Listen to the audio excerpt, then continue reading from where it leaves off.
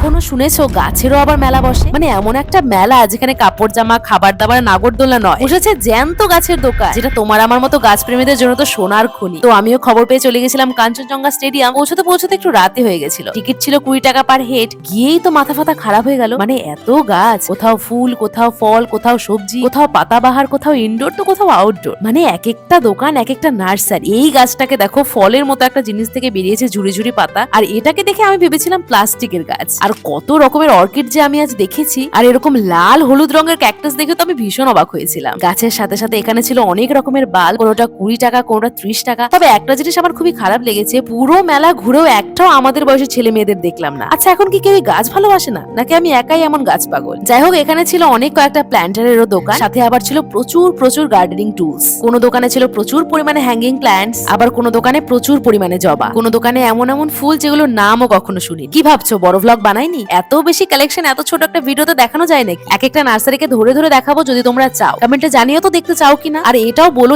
এই গাছটাকে চিনতে পারলে কিনা। তাহলে নামটা জানিয়ে সাবস্ক্রাইব করে যেও।